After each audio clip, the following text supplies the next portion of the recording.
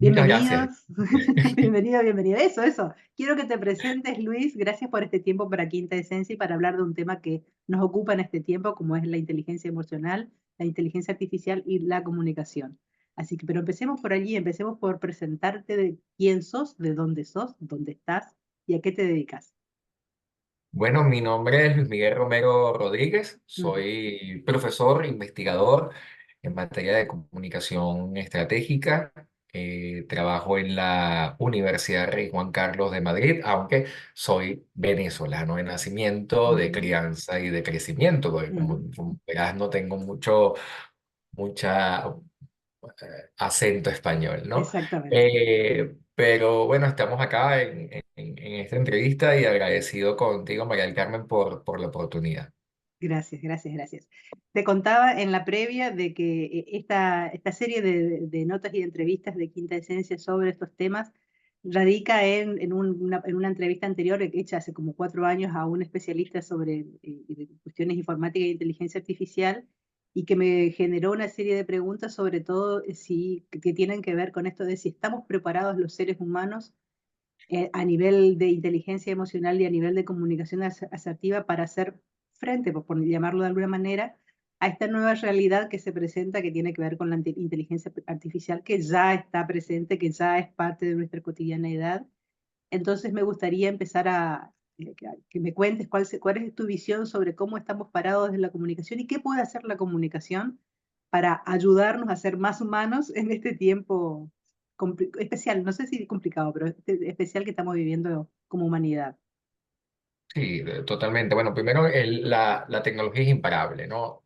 Ujú, Hay algo bien interesante que se llama la curva tecnológica de Gartner o el ujú, ciclo de Gartner, ¿no? Que lo buscas en Google y vas a ver las investigaciones, por dónde se van las investigaciones en este momento en tecnología y te puedes quedar sorprendida de todo, prácticamente todo está ocupado por aplicaciones de inteligencia y automatización, ¿no? ujú, Eh, y a mí me gusta referirme, bueno, sí es verdad, las agencias de comunicación, las agencias de prensa, etcétera, están utilizando, los medios de comunicación están utilizando la inteligencia artificial sí, para poder desarrollar contenido. ¿Ok?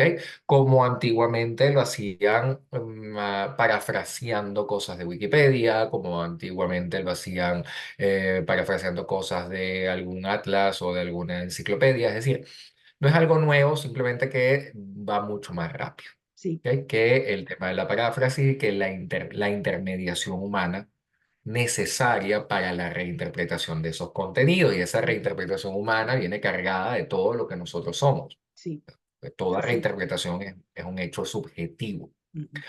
Entonces, a mí me gustaría ver, eh, yo no quiero ser fatalista, pero, bueno, no voy a poner ese pero, quiero ser asertivo. Bien. No voy a ser fatalista porque no me considero apocalíptico, ¿ok? Al Ujú, entender la inteligencia artificial. Sí es verdad que se descubre y se promociona en China, por ejemplo, las réplicas, ¿no? De bolsos, de carteras, de billeteras, de cualquier artículo ujú, prácticamente. Al final la gente quiere tener el artículo original, el que no puede tener el artículo original porque es muy costoso, etcétera, pues opta por irse a un producto quizá de menor calidad, quizá de menor, que te va a durar mucho menos que el producto bueno, de calidad, etcétera, ¿no? Por ejemplo, en Argentina, el trabajo que se hace en cuero, por ejemplo, es un trabajo muy bueno, un trabajo ujú, artesanal. Y sí, creo que esto nos va a permitir a muchos expertos, especialistas de la comunicación, de entender que nuestro trabajo va a volver a ser un trabajo artesanal que por más que quieras poner un entrevistador entre María del Carmen y Luis Miguel que haga unas preguntas a través de inteligencia artificial, porque ya se están desarrollando ese tipo de tecnología, no va a ser lo mismo porque no va a existir, primero, la capacidad de ver un problema a más profundidad del que una persona lo puede ver. Porque nosotros creemos que la inteligencia artificial piensa, la inteligencia artificial lo que usa es los contenidos que otras personas ya desarrollaron, por lo ujú, cual va a seguir siendo necesaria esa intermediación humana. ¿Qué pasa? Hay inteligencia artificial que es generativa y que lo que hace es parafrasear contenidos que ya están en Internet, pero es necesario que alguien los cree, que alguien los subjetivice, que alguien los modifiques, por lo sí. cual nuestro trabajo, por lo menos hasta los momentos, está garantizado. Y algo que me comentaba un alumno en estos días de la agencia de publicidad donde está trabajando, me dice, profesor, los clientes están planteando, o sea, ya con la inteligencia artificial, hacer ellos mismos, sin contar con la agencia, sus propias campañas para redes sociales, etcétera, porque claro, ya con Midjourney, ya con la inteligencia artificial generativa de imágenes y Ujú, de texto, ChatGPT, Bard, bueno, ahora es Gemini, o sea, Gemini, sí, etcétera, puedes hacerlo, ¿vale? Incluso unas canciones, puedes hacer canciones a través de inteligencia artificial. Pero me dijo, hay algo que es importante, que en la agencia nosotros hacemos coaching al cliente para que el cliente más o menos vea lo que quiere hacer. claro. En la inteligencia artificial tienes que tener claro lo que necesitas y tienes que saber hacer un prompt clarísimo y el cliente nunca sabe de eso. Entonces Ujú, al final va a terminar yendo para, así sea para que le expliques qué va a tener que poner en el prompt claro. para que lo haga la inteligencia artificial. Por lo cual tenemos todavía trabajo garantizado. De aquí a 5 años con esto, pues ya veremos cómo haremos nuestro propio restyling, ¿no? Ujú, Pero ujú, creo que a nivel de la comunicación, creo que vamos a seguir teniendo muchísimo trabajo por delante. ujú. ¿Y cuál es el desafío que tenemos los comunicadores ante esta evolución significativa y apabullante de la tecnología, teniendo en cuenta de que por ahí nosotros venimos de hacer un camino y un recorrido que está muy relacionado con lo que es la academia y con lo que es lo enciclopedista, como decías también, ¿no? ¿Cómo vamos adaptándonos? Porque creo que ahí también hay un desafío para nosotros. Mm. Sí, a ver, hace unos 3 años publiqué en la revista El Profesional de la Información un trabajo sobre la inteligencia artificial en el periodismo. ¿Ok? Ujú, Eh,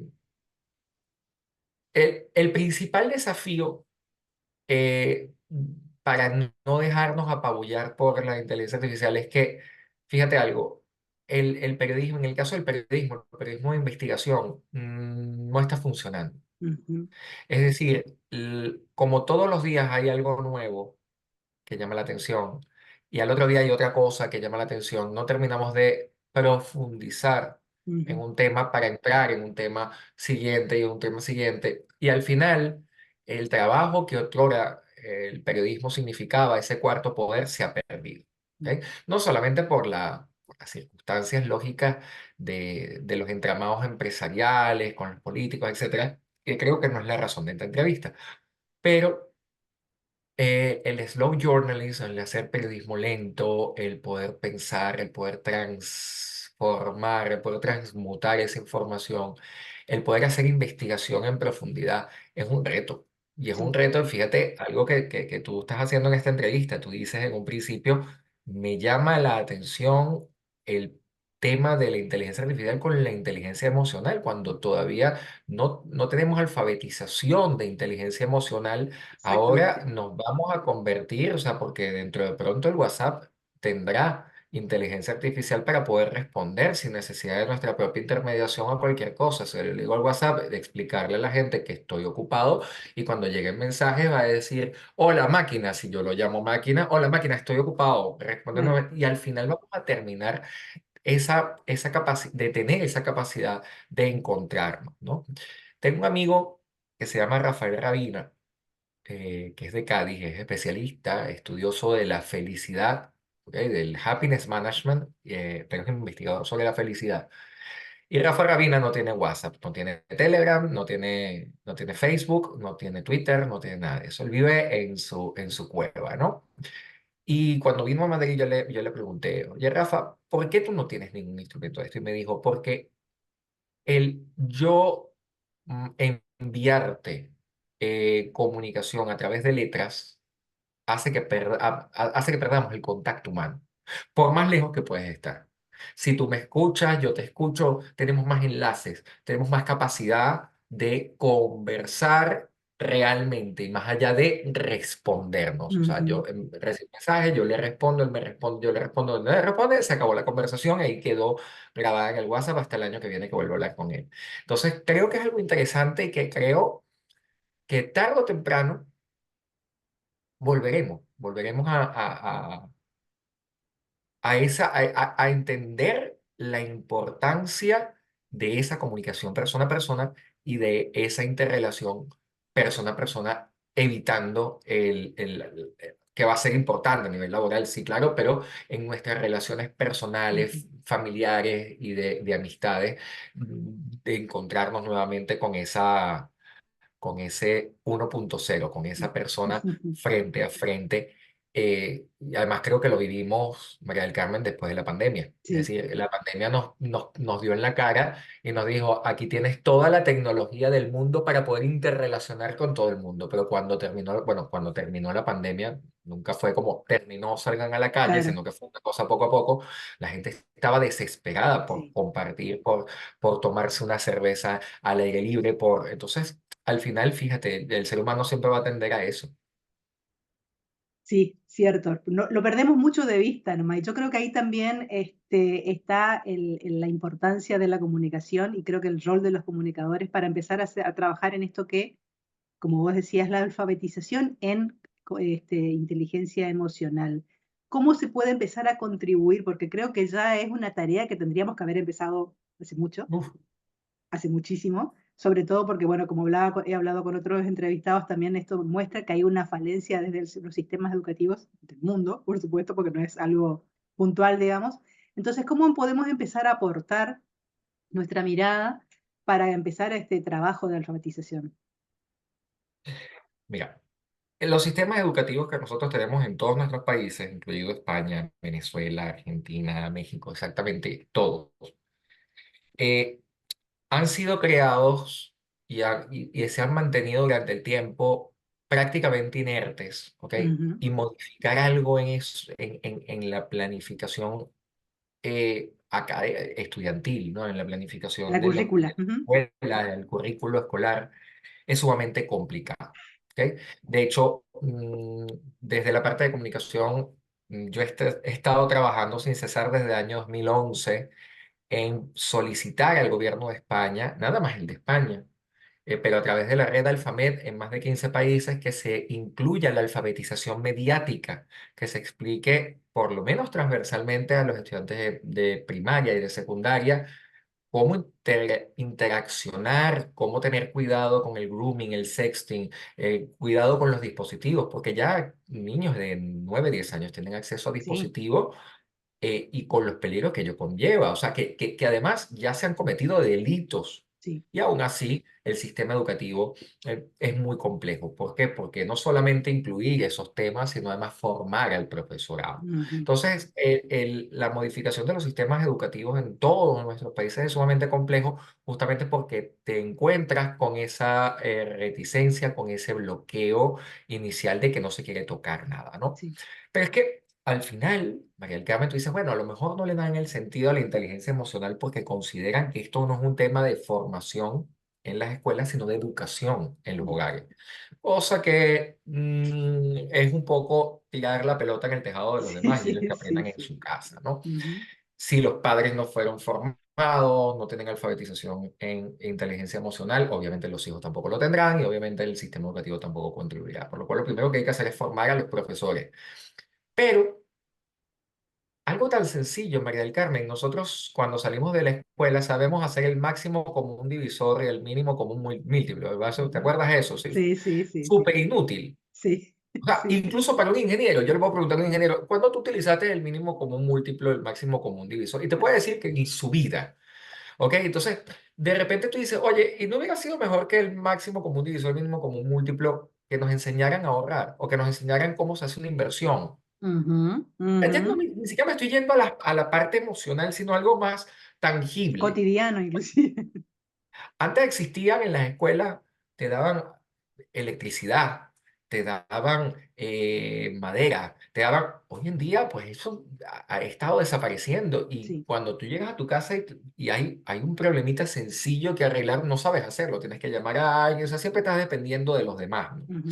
Entonces, justamente, yo creo que al final el sistema educativo lo que hace es enseñarte cosas que muchas veces son inútiles, que podrían ser un preuniversitario o que podría ser un enfoque más como hacen los norteamericanos, ¿no? O sea, en la preparatoria, en norteamericanos también hablo en México, antes Ujú. de ir a la universidad, si vas a la universidad o si vas al estudio técnico o si simplemente te vas a quedar haciendo un arte, oficio, profesión no profesional, eh, quizás esos 2 últimos años sí ya te enfocas, mira, si usted va a ser ingeniero, tiene que aprender más Ruffini, tiene que aprender más integrales, derivadas, etcétera. Si usted va a ser tal, entonces ahí...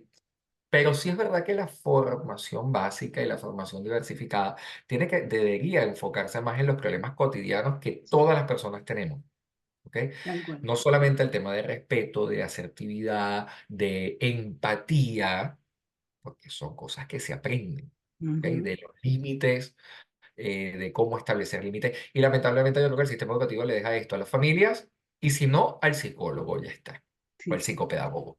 Y viceversa, las familias muchas veces también depositan en la escuela y en los Totalmente, profesionales. O sea, que también hay un seguir tirando la pelota al tejado del vecino, como decías vos.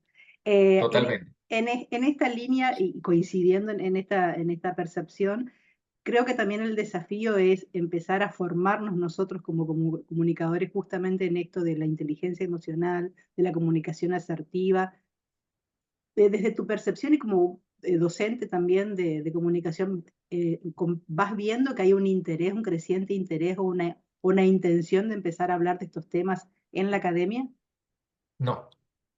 Eh, No, ¿por qué? No, no, a ver, hay un problema muy complejo que es que los académicos estamos muy ocupados criticando a los otros académicos, ¿no? Entonces, ojo que esto no es nuevo, o sea, esto Sí, sí, lo sí, vivió, no, sí, sí, sí, esto es algo universal, esto lo vivió Marie Curie cuando le negaron el acceso a la Academia Francesa de la Ciencia, sí. esto lo vivió, o sea, eso es una de las cosas. Segundo, que nos miramos al ombligo de forma continua, los académicos. Entonces, publicamos en medios que solamente leen los académicos, llamados revistas científicas, que solamente es comprensible por otras personas que investiguen exactamente lo mismo que tú, que no digo que esté mal, porque a lo mejor un científico, un investigador en vacunología, tiene que escribir, obviamente, Claro, para aquellos expertos de vacunología, para que si yo escribo en Suiza, el señor que está haciendo la investigación muy cercana a la mía en Estados Unidos, pues ya sepa que funciona y que no, y de alguna manera sí contribuye al crecimiento de la ciencia, es muy importante. Pero a nivel académico, yo creo que el tema de la comunicación asertiva, de la inteligencia emocional, está muy demostrado. Está muy... ¿Por qué? Porque nosotros vivimos en un mundo aparte. Es decir, mm, nosotros en la academia vivimos en la universidad, es nuestro microcosmo, y de repente no sabemos lo que hay en las empresas. Por ejemplo. ¿Por qué? Porque, bueno, los profesores que son profesores a tiempo completo no pueden tocar la empresa para trabajar, no pueden claro, integrarse en organizaciones, excepto aquellos profesores que trabajan a tiempo parcial en la universidad. Y esos profesores que trabajan a tiempo parcial en la universidad tampoco generan debates académicos, porque justamente están a tiempo parcial en la universidad. claro, Entonces, creo que esa desconexión necesaria, esa desconexión innecesaria que existe entre los académicos y el mundo, no solamente laboral, el mundo sí, es fatal, fatal, ¿ok? O sea, sí. estamos hablando incluso de abogados, catedráticos de máximo nivel en las mejores escuelas de derecho del mundo, sobre todo en nuestros países, que no han pisado una sala de un tribunal en su Mm, vida, ujú, ¿ok? ujú. Entonces, ese abogado es el que le está enseñando a los chicos, o sea, no solamente en el ámbito de la comunicación, en todos los ámbitos Sí, está sí, sí, pasando. sí, sí, sí, sí. Entonces, creo Hay un que hay divorcio, digamos, entre la teoría y la realidad que se vive socialmente. Mm, totalmente, totalmente. De mm, hecho, mis alumnos me lo dicen. O sea, yo insisto mucho a nivel teórico, la imagen y la reputación organizacional son distintas. Les explico la diferencia y les digo, bueno, nuestras diferencias son teóricas. Las diferencias mm. en la práctica, en la calle, ustedes trabajan la imagen y la reputación de una vez, o sea, de la misma Claro, forma sí, y sí, tal. sí, sí, sí. Y claro, ellos te lo agradecen después y te dicen, profe, es que aquí imagen y reputación es exactamente lo mismo, pero todavía hay académicos hablando de diferenciaciones dentro de las revistas científicas, por ejemplo, del área de publicidad y relaciones públicas. Tú dices, oye, ya este debate es que es inocuo, que no tiene ningún sentido. Es innecesario y una pérdida de tiempo. Bien, el panorama no es muy alentador entonces desde allí, pero no obstante, tengo una ligera, por no decir una gran inclinación a siempre tratar de ver el vaso medio lleno y tratar de verlo en positivo, teniendo en cuenta que en lo macro es complicado, ya sea desde el sistema educativo, desde la primaria y secundaria y en la academia también, en lo universitario. eh, Te pido que como reflexión final me digas en positivo cuál sería el futuro de cada uno de nosotros, o cuál es la responsabilidad de cada uno de nosotros como comunicadores ante este panorama, ya que en lo macro es complicado, en lo micro, en lo que nos compete a cada uno de nosotros, ¿cómo podemos aportar? Claro. Bueno, yo creo que una de las cosas fundamentales desde, por ejemplo, desde el punto de vista de la academia, y que se está tratando de transformar en la comunicación es que todos esos resultados de las investigaciones que tú hagas, lo pongas en medios de comunicación de manera que las personas puedan entender lo que se está Ujú, llegando a ujú, a esos resultados. Desde la comunicación es muy importante que no se invisibilice la academia. Y es que aquí hay un problema, que los medios de comunicación le están prestando más atención a lo que hizo la influencer tal, lo que sí, hizo señor, la sí, señor. reina tal, lo que hizo tal. Y al final, ese trabajo, ese esfuerzo que está haciendo muchísimas personas por trabajos, talleres de comunicación, de construcción social, eso queda totalmente invisibilizado porque no llama la atención, porque Ujú. no vende No vende, periódico, sí. bueno, no vende tráfico, que hoy Ujú, en día es el vender periódico. Entonces, lo que buscamos es el titular fácil y en positivo yo creo que es justamente eso, transformar, y no hay ninguna otra forma de transformar que justamente darle la espalda al sistema. Si el sistema es el que te permite comer, es decir, el tráfico es el que genera ingresos porque sí. el tráfico me genera interés publicitario, el interés publicitario me genera dinero y al final tú comes del dinero que tienes y tú pagas el techo que tienes sobre tu cabeza con el dinero que tienes. Sí, Sí, sí, pero sí. también tiene que haber un compromiso, una responsabilidad social de, bueno, también vamos a hacer slow journeys, a darle espacios a los académicos para que también ellos transformen esa información y nosotros los ayudamos. Creo que desde la comunicación esto es muy importante, esa vinculación, ya que el mundo académico está desvinculado del mundo normal, Ujú, por lo menos que el periodismo sirva como ese intermediario, ¿no? Y como comunicadores, en el caso de la comunicación asertiva, mm, primero tendremos que entrenarnos nosotros mismos en comunicación sí. asertiva, porque no todo comunicador sabe ser asertivo. Paradójicamente. Ujú. Sí. No, y además, en casa de herrero, cuchillo de palo, Sí, ¿no? sí, sí, sí. O de madera. Es que, de hecho, vas a las escuelas o las facultades de comunicación y suelen ser las que más problemas internos tienen, Sí. ¿vale? Cuando realmente somos estudiosos o estudiamos este tipo de fenómenos, ¿no? Ujú. Pero bueno, creo que tenemos que aprender a ser asertivos, empáticos, implicados, ¿ok? No solamente en la noción de grupo, en entender que somos todos una misma familia. Esto se lo decía yo a mis compañeros también de trabajo. Al final, el hecho de que yo brille hace indirectamente que tú brilles. Claro que Si sí. mi universidad brilla para bien, yo brillo. Claro Porque que yo al sí. decir que vengo de esta universidad y esta universidad tiene esta reputación, automáticamente es como decir, no sé si te has dado cuenta que cuando alguien de Harvard abre la boca, salen todos los medios argentinos. Según últimas investigaciones de Sí, sí, Harvard, sí, porque al sí, sí. final, aunque tú como profesor no seas gran cosa, tienes un paraguas encima, que Seguro. es que vienes de una muy buena una institución, universidad, lo que sea, ¿no? Entonces yo creo que al final es eso, al final es aprender de que más allá de un lecho de Procusto, no sé si sabes lo que es el No, no, lecho de no, no. Procusto. Procusto era pues hacer muy rápido, ¿no? Era una criatura mitológica Ujú. en Grecia que estaba en el camino hacia Atenas, ¿no? Y todas las personas que pasaban por allí, Procusto los invitaba a quedarse en su posada, tenía una posada. Procusto parece que tenía dos camas, una cama muy pequeñita y una cama muy grande. Y dependiendo del tamaño de la persona que entraba en su posada, él les daba la cama pequeña o grande. Es decir, al que era grande le daba la cama pequeña y al que era pequeño le daba la cama grande. Entonces, Procusto, ¿qué hacía? El grande, que sobrepasaba la cama, le cortaba la cabeza y le cortaba las extremidades. Y al pequeño, que no alcanzaba la cama, lo estiraba hasta matarlo, pero que cubriera todo el lecho. Entonces, entender que todos somos distintos. no podemos ser pro-gusto, no podemos tratar de que los demás se adapten a lo que yo quiero que sean los demás. Ujú, Entonces, básicamente, esto es algo muy importante de transformar y que la gente sepa la importancia del compañerismo, la importancia de la empatía, la importancia de que todos estamos construyendo una misma cosa, que ujú. es esa reputación, que es esa imagen institucional dentro de una institución, pero dentro de una familia también. O sea, esto es importante porque también existen familiares que son pro-gustos. Sí, y también porque hace a esto que, como te contaba, en la previa también hace a de transitar de ser humanos, ¿no? Así que en definitiva es lo que la construcción diaria que tenemos que hacer y ocuparnos de eso antes de cualquier otra cuestión, me parece, pero es un camino largo también. Luis, me ha encantado charlar contigo. A mí también conocerte. Este tema es creo que apasionante porque evidentemente nos apasiona la comunicación y podríamos seguir charlando, pero bueno, creo que acabamos de abrir una puerta para seguir teniendo otras comunicaciones, otras entrevistas a futuro. Caballero, ha sido un gustazo.